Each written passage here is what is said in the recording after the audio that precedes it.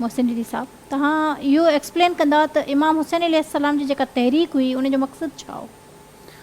बिस्मिल्लाहिर्रहमानिर्रहीम। सभ खां पहिरीं मदऊ करण जे लाइ महिरबानी। इमाम आली मक़ाम हुसैन अलैहिस्सलाम जन जी जेका तहरीक आहे, इन तहरीक जो जेको सभ खां आला ऐं अरफ़ा मक़सदु आहे उहो ख़ुदि इमाम अलैहिस्सलाम ख़ुदि बयानु कयो आहे। बाद में जेको आहे त उहो इहो मक़सदु तहरीफ़ न थिए, तब्दील न थिए, इन करे इमाम अलैहिस्सलाम उनखे पाण बयानु करे विया आहिनि। जॾहिं इमाम अलैहिस्सलाम मदीने खां निकिरनि था त पंहिंजे भाउ अबू हनफिया खे इहो चवनि था त मां पंहिंजो जेको हीउ क़याम आहे, इहो क़याम पंहिंजे नाना जी उम्मत जी इस्लाह जे लाइ कयां थो। मुंहिंजो हीउ क़याम न कंहिं जंगो जिदाल जे लाइ आहे, न कंहिं हुकूमत ख़ातिर आहे, बल्कि मुंहिंजो हीउ जेको ख़ालिसतन क़याम आहे उहो पंहिंजे नाना जी उम्मत जी इस्लाह जे लाइ आहे। इन करे इमाम अलैहिस्सलाम जन अगरि तव्हां पूरो हीउ सिलसिलो ॾिसंदा, इन सिलसिले में इमाम अलैहिस्सलाम खे जेको बि मिलियो आहे इन रस्ते ते इमाम अलैहिस्सलाम उनजी इस्लाह चाही आहे। हता एसि ताईं जो इन सफ़र में काफ़ी माण्हू मिलनि था, उन में सभ खां वॾे में वॾो जेको मिसाल आहे उहो असांजो आहे, उहो ज़ुहैर इब्न क़ैन जो आहे। ज़ुहैर इब्न क़ैन जेके करबला जे शहीदनि मंझां आहिनि ऐं इमाम अलैहिस्सलाम सां गॾु मदीने खां साण न आहिनि, लेकिन रस्ते ते मिलनि था ऐं इमाम अलैहिस्सलाम उन्हनि खे बि पंहिंजे इन सफ़र में आज़म सफ़र थियण जे लाइ मदऊ कनि था।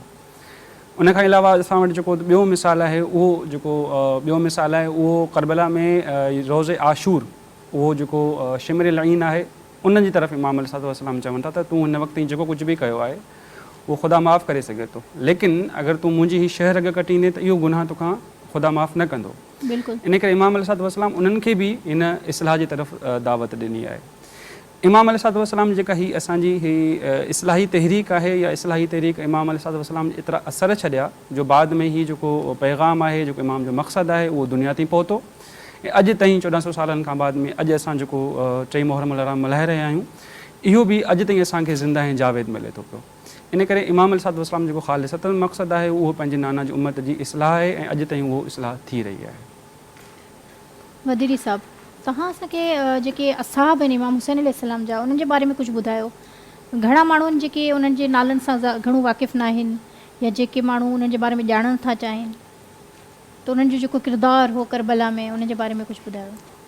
बिस्मिल्लाहिर्रहमानिर्रहीम। सभ खां पहिरीं त धरती टीवी जो जेको ही मुनक़िदा कयल प्रोग्राम आहे अशरे मुहर्रम जे सिलसिले में, हिकु ख़ुशि आइंद ॻाल्हि आहे त सिंधी ज़बान में सोली में तव्हां जिते ॿिया प्रोग्राम कयो था उते हज़रत अबा अब्दुल्लाह इमाम हुसैन अलैहिस्सलाम जी अशरे अव्वल जी मुनासिबत सां बि हिकु प्रोग्राम मुनक़िद रखियो आहे।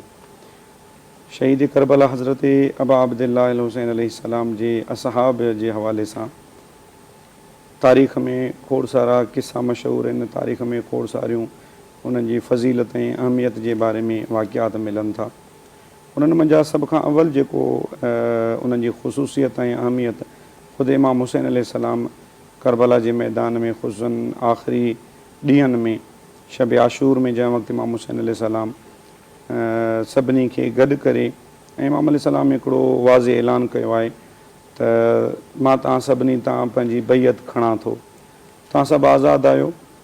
अगरि जेकॾहिं तव्हां इन फ़िक्र में हुजो त क़यामत जे ॾींहुं रसूल आज़म खे असां कहिड़ो मुंहुं ॾेखारींदासीं, त तव्हांजे अहल बैत खे इन बरपड़ बयाबान में करबला जे मैदान में अकेलो छॾे हलिया वियासीं, त तव्हांखे इहा बि इजाज़त आहे त असां मुंहिंजी अहल बैत मंझां हिकु हिकु फ़र्द खे वठी ऐं मदीने वञी उन्हनि खे छॾियो।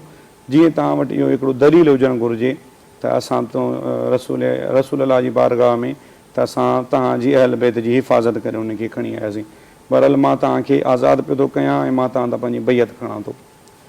उते रिवायात में मिले थो त सभ खां पहिरीं जंहिं शख़्सियत ॻाल्हायो आहे उहो हज़रत अब्बास अलैहिस्सलाम आहे। हज़रत अब्बास अलमदार जेके करबला जे मैदान में मौला जी फ़ौज जा सिपह सालार बि आहिनि, उन सां गॾोगॾु भाउ बि आहिनि, भाउ सां गॾु हिकु सहाब बि आहिनि। मौला अब्बास अलैहिस्सलाम इन अल्फाज़नि जो इज़हार कयो आहे त मौला हीअ जेका ज़िंदगी आहे इहा ज़िंदगी कहिड़े कम जी जेकॾहिं हज़रत फ़ातिमा ज़हरा जे फ़र्ज़ंद बचड़े इमाम हुसैन अलैहिस्सलाम जी कमु न अचे, हीअ मुंहिंजी ज़िंदगी कहिड़े कम जी आहे। उन खां बाद में मुख़्तलिफ़ असहाब मुख़्तलिफ़ पंहिंजो इज़हार कयो आहे मोहबत जो। हज़रत हबीब इब्न मज़ाहिर जेको इमाम हुसैन जो दोस्त बि आहे ऐं प्यारो तरीन साहबी बि आहे, वेझो दोस्त बि आहे, ऐं हिकु बुज़ुर्ग जेको आहे शख़्सियत बि आहे करबला जे मैदान में। उहे बि इन शइ जो इज़हार कनि था त अगरि जेकॾहिं हीअ मुंहिंजी ज़िंदगी, इन ज़िंदगी खे हिकु दफ़ो मुंहिंजी ज़िंदगी ख़तमु थी वञे ऐं मूंखे जलायो वञे ऐं उहो जेको जलाइण खां बाद में राख थी या हवा में उॾामजी वञे, वरी मूंखे अगरि इहा ज़िंदगी मिले त अए हुसैन मां चाहींदुमि त इहा ज़िंदगी वरी बि तव्हां सां गुज़रे। अहिड़े क़िस्म जी जेका इमाम हुसैन अलैहिस्सलाम जे सहाबनि जी मुहबत आहे मौला पंहिंजे आका मौला सां, तव्हां तारीख़ जे आईने में ॾिसो त अगरि हज़रत वहब क़ल्बी जेको इमाम हुसैन अलैहिस्सलाम जे सहाबनि में चवां, जेको ईसाई आहे ऐं उनजी ताज़ी शादी थियल आहे, हज़रत वहब क़ल्बी अचनि था कहिड़ी शुजाना अंदाज़ में मौला जी बारगाह में इज़हार अक़ीदत पेश था कनि। ईअं अगरि तारीख़ में हिकिड़ो ॿियो मिसाल वठे, उहो हज़रत जोन हबशी जो आहे। जोन हबशी इमाम हुसैन अलैहिस्सलाम जो ग़ुलामनि में हिकिड़ो ग़ुलाम आहे। इमाम ज़ैनुल आबिदीन जेको इमाम हुसैन अलैहिस्सलाम जो फ़र्ज़ंद आहे, मौला सज्जाद जो ग़ुलाम आहे। उहो अचे थो चवंदो ॾिसे थो सभु शहीद थियनि था, त हीअ बि मौला जी ख़िदमत में अचे थो ऐं मौला जी ख़िदमत में चए थो त मौला हाणे मूंखे इजाज़त ॾियो त मां बि अव्हांजी ख़िदमत में पंहिंजी जान जो नज़रानो पेश कयां। मौला चएसि थो त ऐं जोन, तूं असांजो ग़ुलाम ऐं सॼी उमिरि ख़िदमत कयईं, हाणे मां नथो चाहियां त तूं शहीद थी, मां चवां थो तूं आज़ादु आहे अॼु खां वठी।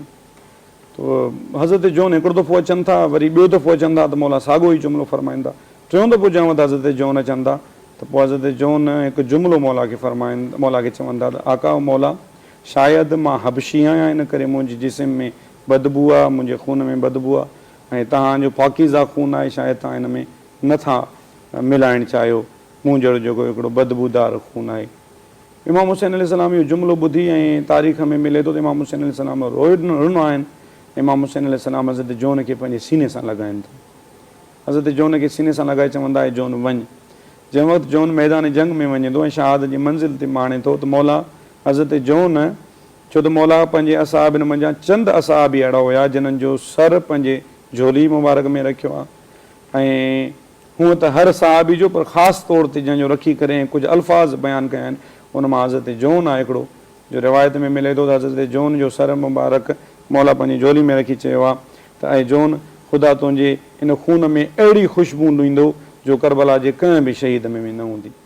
त अहिड़े क़िस्म जी जेका तारीख़ मिले थी असहाब इमाम हुसैन अलैहिस्सलाम जी, तो इंतिहाई जानिसार रहिया ऐं इंतिहाई वफ़ादार रहिया, जंहिंजो इज़हार इमाम हुसैन पंहिंजे फ़रमान में कयो आहे त मुंहिंजा सहाबी, मूंखे ख़ुदा अहिड़ा सहाबी ॾिना जो मुंहिंजे बाबा अली खे बि अहिड़ा सहाबी न हुया ऐं मुंहिंजे नाना रसूल अल्लाह खे बि अहिड़ा सहाबी न हुया।